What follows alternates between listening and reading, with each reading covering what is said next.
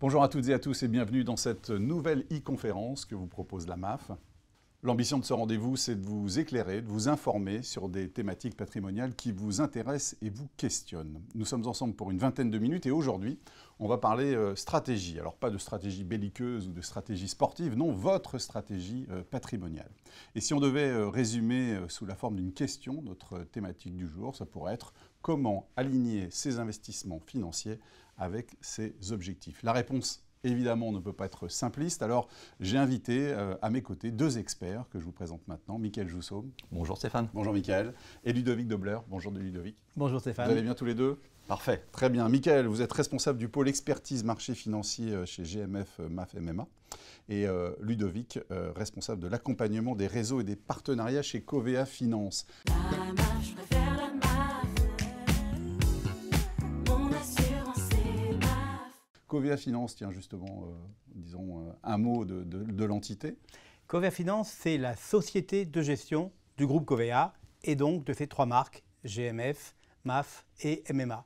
Mais c'est aussi la 11e société de gestion française avec près de 85 milliards d'actifs gérés par ses 185 salariés, dont évidemment 40 gérants et 21 analystes financiers. Je préfère la MAF. Mon assurance c'est MAF. Alors on revient sur la thématique du jour, Mickaël, avec ces deux termes qui sont importants, ces deux mots, investissement financier et objectif. Les deux ne sont pas évidemment séparés, ils sont même très liés. Comment vous l'expliquez? Alors, bien sûr, souvent, lorsqu'on rencontre les clients, la première question qu'ils nous posent, c'est le choix de support d'investissement. Faut-il investir en France, sur les actions, sur les obligations, aux États-Unis? Et évidemment, si c'est une bonne question, ils orientent immédiatement sur le choix du marché et ils nous posent la question de savoir si c'est le bon moment pour investir. Alors, la question, elle n'est pas uniquement celle du choix du support, mais également le choix principal de la définition de sa stratégie et de son objectif. Mais la question du choix du support, la question du bon ou du mauvais moment, c'est quand même des questions qui sont pertinentes et qu'on se pose légitimement tous. Ah oui, tout à fait. Et c'est d'ailleurs souvent, à titre personnel, les questions qu'on me pose à moi également. Dans votre vie quotidienne. Dans ma vie quotidienne. Alors, ce qu'on veut simplement dire, c'est que ce sont des bonnes questions, mais ce ne sont pas forcément les premières à se poser. C'est-à-dire que si on définit, si on donne une image, il va d'abord falloir poser les fondations, la stratégie, pour ensuite monter les murs qui vont être les supports d'investissement. Et c'est exactement pour ça que nous incitons nos clients à partager, que nous échangeons intensément avec eux pour définir justement cette démarche stratégique pour nourrir justement la stratégie d'investissement. Donc bonne question, mais un peu tôt en fait. Exactement, c'est exactement ça. Un peu tôt. Donc il y a des échanges qui s'organisent avec eux, que vous leur proposez pour nourrir la réflexion. En quoi ils sont importants ces échanges, Ludovic? Eh bien, en termes d'investissement, il est crucial de déterminer une stratégie. Ce sont les fondations que Mickaël vient d'évoquer tout à l'heure. Et ce sont celles qui vont porter les murs qui sont représentés par les choix d'investissement. Donc les supports d'investissement sont bien la réponse à la stratégie et non pas à l'origine de la stratégie. Mickaël? Oui, en fait, la stratégie ou l'objectif patrimonial, on va vraiment être sur des projets de long terme, le financement de sa retraite, le financement de la scolarité des enfants, préparer sa succession pour... Ça, c'est l'objectif patrimonial. Ça, c'est vraiment le cœur. Vous voyez qu'on ne va pas être sur des objectifs de la vie courante, financer le changement d'un matériel électroménager, par exemple. Là, on va vraiment être sur des projets à plus long terme. Et du coup, la stratégie dont on parle ici, la stratégie d'investissement, eh bien, elle va être portée par cet objectif sur toute sa durée qui va durer justement plusieurs années vraisemblablement. Alors vous parliez d'échanges avec les clients pour bien déterminer les objectifs et même si toutes les réponses sont importantes, est-ce qu'il y a quand même une hiérarchie qui existe? Oui, mais avant tout, il faut quand même rappeler que cet échange peut paraître parfois un peu long, un peu fastidieux avec de nombreuses questions, mais c'est la fondation. C'est la clé de voûte en fait. C'est extrêmement important de bien échanger pour qu'on soit justement aligné sur les besoins, la connaissance des besoins du client et de son patrimoine. C'est ça qui va nous permettre de définir cette stratégie d'investissement à partir de cet objectif. Votre rôle. Et ça, c'est notre rôle, c'est un service qu'on apporte au quotidien avec un contact, une bonne connaissance effectivement de nos clients et de leur patrimoine. Parce que derrière, l'idée, c'est on va vous proposer des solutions qui sont les plus adaptées. C'est ça. Ouais. Et c'est tout l'enjeu, c'est-à-dire qu'il faut véritablement bien définir l'objectif, bien connaître les enjeux pour bien apporter la réponse la plus adaptée possible. Alors, sur la question de la hiérarchie, est-ce qu'il y a des éléments qui sont un peu plus importants que les autres? Alors, oui, alors il y en a évidemment, notamment un des éléments clés, c'est la durée d'investissement. En fait, on ne place pas son argent à 6 mois comme on le place à 10 ans. C'est quelque chose d'important. Alors, on n'est pas en train de dire qu'il faut bloquer son argent, notamment en assurance vie. L'argent reste disponible à tout moment. Il faut un cap, quoi. Il faut un cadre, il faut se projeter en fait sur une durée. Et le plus important, c'est de s'y tenir. C'est ça la stratégie. Donc, il faut se fixer un horizon. Oui. Et pourquoi il faut s'y tenir, d'ailleurs? Il faut s'y tenir parce qu'on ne va pas changer, une stratégie, on ne va pas la changer tous les jours. On peut d'ailleurs opposer la stratégie à la tactique, Oui. et on y reviendra peut-être, mais la stratégie, c'est la réponse à cet objectif. Et c'est important de s'y tenir dans la durée, c'est ce qui fait la force de la stratégie. Et en même temps, il y a quand même une sécurité, j'allais dire une élasticité, je ne sais pas si c'est le mot, mais en tout cas avec l'assurance vie, ça reste quand même... les fonds sont disponibles. Et les fonds sont complètement disponibles, complètement liquides à tout moment. Alors je ne reviens pas sur les histoires de fiscalité, ainsi de suite, mais en termes de liquidité, c'est du quotidien. Ensuite, c'est là où la connaissance ou la compréhension que nos clients ont des supports d'investissement est également très importante. Et il n'est pas besoin de rappeler qu'il est nécessaire de bien comprendre ce qu'on achète. Donc cela permet aussi de mieux mesurer sécurité et risque. Ouais. Et d'ailleurs, là-dessus, j'en profite pour préciser que nos conseillers sont toujours disponibles pour expliquer également les supports d'investissement, les choix. C'est très important, comme le disait à l'instant Ludovic. La MAF, je préfère la MAF. Mon assurance, c'est MAF. Bon, on a bien compris que cette étape de la stratégie, de la définition de la stratégie est très importante, mais une fois qu'elle est déterminée, comment donc, pour répondre un peu à la question aussi du jour, comment on aligne le choix de ces investissements? C'est une palissade, mais je dirais que pour choisir, il faut avoir le choix. C'est quand même quelque chose d'important et c'est là où on voit l'importance d'avoir justement à nos côtés une société de gestion financière qui va porter une offre que Ludovic peut détailler. Alors justement, le choix, on peut parler de la gamme, justement Ludovic, c'est le moment. Alors, notre objectif chez Covea Finance, c'est bien de répondre aux besoins d'investissement des clients. Donc, notre gamme, elle est construite dans cette optique. Actuellement, elle est composée d'une trentaine d'unités de compte, de supports d'investissement, qui vont apporter des réponses différentes, que ce soit en potentiel de performance et donc de niveau de risque. Nous avons donc une gamme de solutions qui est large, qui va des fonds majoritairement investis en actions jusqu'au monétaire. Et on passe par les produits de taux, donc ce qu'on appelle les obligations. Vous avez cette image qui, ici, vous reprend l'ensemble des 30 supports de cette gamme. Donc chaque type de support a vraiment des caractéristiques très particulières. Absolument. Forcément. Absolument. Et c'est d'ailleurs leur force. C'est cette différenciation qui va rendre possible la bonne diversification. Si je commence par la gamme action, si vous voulez bien, ce sont des supports investis en actions et ce sont ceux qui offrent le plus fort potentiel de performance à long terme. Mais ils peuvent présenter des risques de variation importantes à court terme. On voit quand même qu'il y a des répartitions géographiques. Oui, sur cette classe d'actifs, en effet, nous gérons par grandes zones géographiques. L'international, par exemple, avec Covea Action Monde, qui, comme son nom l'indique, est un fonds global. Et sur la zone européenne, nous avons un fonds Covea Action Europe Opportunité. Et on va aussi aller chercher des zones géographiques plus ciblées. À tout seigneur, tout honneur, on peut dire la France, Covea Action France, les États-Unis, Covea Action Amérique, le Japon, Covea Action... Japon, par exemple? Eh ben voilà, tout à fait. Donc voilà, c'est vraiment cela. Ça a été des années de réflexion, évidemment, pour trouver le nom. Voilà. Donc, enfin, il faut quand même répondre aux sensibilités propres à tout et chacun d'entre vous, tout et chacune, on pourrait dire plutôt. Nous proposons donc... Il y a des gammes thématiques après, c'est ça? Voilà, une gamme plus thématique avec, par exemple, la gamme des fonds environnementaux, où on a un Covea Solis qui permet de mieux accompagner la transition énergétique. On a un Covea Aqua qui favorise la gestion raisonnée des ressources en eau. C'est déjà pas mal, effectivement, en fonds thématiques. Sur les supports monétaires, là, la colonne du milieu, ça donne quoi? Alors, les supports monétaires, à l'inverse des supports en action, le support monétaire présente de faibles fluctuations de valeur à court terme. En échange, il n'offre pas ce fort potentiel de performance à long terme. Ça n'empêche qu'il a tout à fait sa place dans une allocation.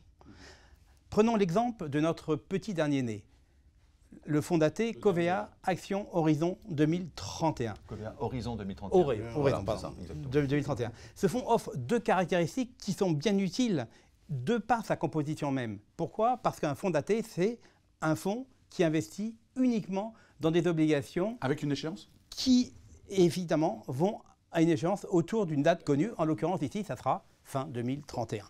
Donc, ces deux avantages, c'est capturer un rendement cible attractif qui est connu dès la souscription.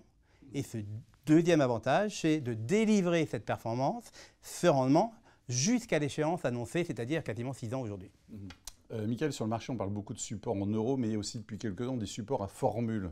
On va revenir sur les seconds dans un instant, mais les premiers d'abord qui sont les plus connus, on peut en dire quelques mots. Oui, alors les supports en euros, j'ai tendance à dire que c'est un peu les supports fondateurs de l'assurance Ouais. vie. Hein. C'est ceux que tout le monde connaît, ou je pense à peu près tout le monde.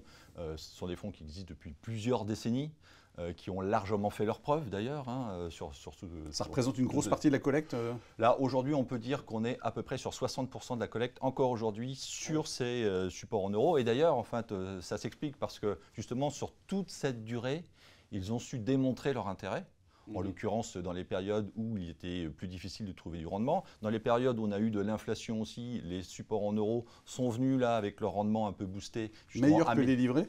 Alors, sur la durée, meilleur que les livrets, ça ne fait pas de doute. Largement au-dessus de l'inflation, ça ne fait pas de doute non plus. Que les C'est comptes à c'est pas terme, vrai tous pareil. les ans, Ouais. mais en l'occurrence, Oui, sur la durée, c'est tout à fait connu. Et là, on voit bien qu'ils ont véritablement lutté. Et l'avantage de ces supports en euros, hein, dans le temps, alors au début, il n'y avait que des supports en euros dans les contrats, et puis en fait, on a eu des gammes qui se sont élargies. Mais l'avantage du support en euros demeure, c'est que dans un contrat, c'est véritablement le matelas de sécurité du contrat. C'est-à-dire que, comme l'expliquait Ludovic, on a des supports qui bougent plus ou moins. Là, le support en euros, lui, il ne bouge pas du tout.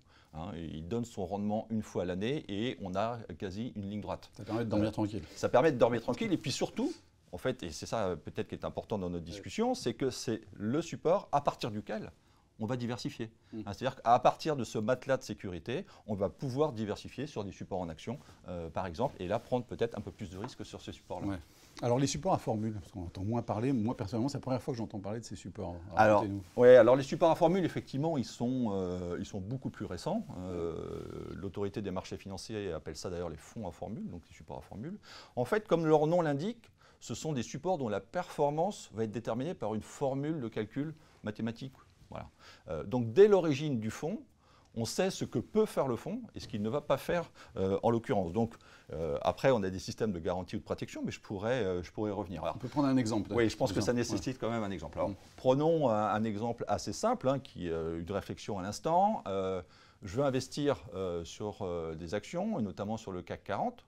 Donc là, je vais pouvoir aller chercher un support à formule CAC 40, donc, dont l'indice de référence sera le CAC 40, et le support à formule va nous dire, eh bien, si, par exemple, sur une période de 5 ans, le CAC 40 n'a pas baissé de plus de, par exemple, 20%, eh bien, dans ce cas-là, vous recevez un rendement annuel de 6% par an. D'accord, ça c'est déterminé dès le départ. Dès le départ. Et la trajectoire, elle ne peut pas être autrement. Alors, s'y ajoute à ça, comme je le disais tout à l'heure, des supports qui offrent une protection du capital. Alors, protection, ça veut dire qu'il n'y a pas de garantie. Donc, ça veut dire qu'il y a une protection jusqu'à un certain niveau de baisse, mais le support, il n'est pas garanti en capital. Donc, ça veut dire qu'on peut perdre de l'argent. Mais il y a également des supports à formule dont la garantie du capital est formelle, explicite, à l'échéance du support. Dans tous les cas, donc on voit bien l'intérêt de ces supports à formule, hein, mais aussi il faut en comprendre les limites. C'est-à-dire que si le CAC 40 a une performance absolument phénoménale, eh bien, le souscripteur du support à formule CAC 40, eh bien, lui, il n'aura que 6% par an. Ce qui est déjà bien, mais il n'aura que ces 6% par an. On ne peut pas tout avoir. On ne peut pas tout avoir. C'est toujours le principe. Est-ce qu'on risque pas de s'y perdre un peu dans tous ces supports, Ludovic? Comme nous le disions tout à l'heure, l'important c'est d'avoir le choix. Car c'est bien ce choix qui va permettre de composer un panier de supports vraiment qui s'adapte aux objectifs de chacun de nos clients, objectifs qui auront été fixés pendant cet entretien avec le conseiller financier. Mais vous avez raison, le mieux est parfois l'ennemi du bien, et c'est pour ça que notre gamme, finalement, elle reste assez concentrée avec une trentaine de supports, alors que certains assureurs proposent jusqu'à plusieurs milliers de supports en unité de compte. Alors là, c'est un vrai labyrinthe. Hein. Chaque cas est particulier, mais on peut peut-être prendre un exemple quand même, Michael. Oui, bon, on peut tout à fait. Alors, Chaque cas est quand même particulier. Hein. Je pense qu'il faut et c'est tout l'intérêt effectivement du dialogue avec le client pour déterminer sa situation, ses objectifs, son aversion au risque ou en l'occurrence son appétit pour la performance. Donc c'est vraiment. Prenons l'exemple par exemple, je veux placer pour ma retraite. Alors, je ne vais pas vous faire. Admettons que vous ayez 45 ans. Oui. Voilà. Pas loin. Vous avez 45 ans. Je vous félicite. Ouais, merci. Et donc vous voulez préparer votre retraite. Alors j'aurais tendance déjà à vous dire que ça aurait été bien de s'y préparer plus tôt. Bon, parce que plus on s'y prépare tôt, meilleur c'est. Bon, on va dire que vous avez une connaissance des marchés financiers, ou en tout cas vous avez déjà fait des placements sur des produits plutôt simples, pas très édulcorés. Et puis, bien entendu, vous cherchez de la performance, mais vous ne voulez pas non plus prendre trop de risques. Vous êtes un peu un profil type. D'accord. Mais on ne peut pas prendre des risques à 45 ans encore, parce que sachant que la retraite est loin. Tout à fait. Mais ça, c'est d'ailleurs une discussion qu'on a très souvent avec les clients, c'est la nature du risque. Qu'est-ce qu'on appelle le risque à tout instant par rapport au risque sur la durée. Et ça, c'est une vraie discussion qui prend souvent beaucoup de temps. Il y a une vraie démarche pédagogique sur le sujet. Ça pourrait faire l'objet d'une autre e-conférence, mais c'est des discussions véritablement de fond, fond sans S, là, en l'occurrence. Oui, donc ce n'est pas un cas isolé, évidemment, cet exemple qu'on vient de prendre. Il y a de multiples exemples en fonction des stratégies de chacun. La MAF, je préfère la MAF. Mon assurance, c'est MAF. Ça serait quoi votre conseil pour bien aligner finalement les investissements et les objectifs du client, si on résume? Alors, je dirais que les bonnes recettes, elles ne sont pas toujours très compliquées, mais elles sont surtout très robustes. Hein. Ouais. C'est quelque chose d'important. Et on va faire appel à un adage très populaire, on ne va pas mettre tous ses œufs dans le même panier. Ça, c'est vraiment la clé du succès, mais aussi la clé de la tranquillité dans la durée. Alors, dans cet exemple, ce qu'on pourrait vous proposer, c'est, comme on l'a dit tout à l'heure, de mettre une part de votre investissement sur le support en euros. Vous savez que la performance ne va pas monter jusqu'au ciel, mais pour autant, c'est votre matelas de sécurité et sur lequel vous allez pouvoir vous appuyer pour diversifier. Et la diversification, elle va se faire au travers de supports qui sont là, eux, pour amener du dynamisme, du PEPS, et donc élever le niveau de performance de l'intégralité de là, je vais regarder dans la gamme pour faire les choix. On va vous accompagner pour vous présenter quand vous... Alors là, on l'a dit, hein, les noms des supports sont quand même assez clairs. Action France, Investissement France, Action Amérique. Donc, ouais, mais après, on peut rentrer évidemment dans le détail pour expliquer la démarche. Mais tout le monde veut un rendement élevé. Tout le monde veut un rendement élevé, mais il faut quand même avoir conscience, et Ludovic l'a rappelé, que le rendement élevé, ça veut dire aussi qu'au jour le jour, on peut avoir des variations très fortes et notamment à très court terme, ça peut être quand même un vrai sujet quand on regarde la valeur de son contrat. Donc il y a des œufs dans le panier, mais on ne fait pas non plus d'omelette sans casser d'œufs parfois. Bon, alors l'idée, c'est de ne pas casser les œufs quand même, justement, dans la durée. Mais justement, parce que ces supports, c'est ceux qui présentent aussi le meilleur potentiel de rendement sur le temps long. Donc il ne faut pas les négliger. Souvenez-vous qu'à long terme, les actions, elles délivrent un rendement de 8 à 9%. Hein. Donc, prenons l'exemple. Notre fonds Covea Action Monde, que j'évoquais tout à l'heure, il a délivré une performance de presque 120% sur les 10 dernières années. Covea Action Amérique, 158% sur les dernières années. Ça veut dire que leur valeur a plus que doublé sur cette période. Oui. C'est très significatif. Très significatif, un très complément. En fait, le complément, c'est encore une fois, c'est pas une alchimie, c'est une recette. C'est-à-dire qu'il va falloir associer des supports qui vont calmer, entre guillemets, ces variations, le support en euros, avec des supports qui vont quand même apporter un peu plus de performance parce que pour atteindre son objectif, son projet, on sait que le support en euros, malgré ses qualités, il ne va pas pouvoir faire tout le job. En fait, il va devoir être diversifié. Donc la diversification, c'est vraiment ce qui va répondre à l'objectif et donc au travers de la stratégie d'investissement.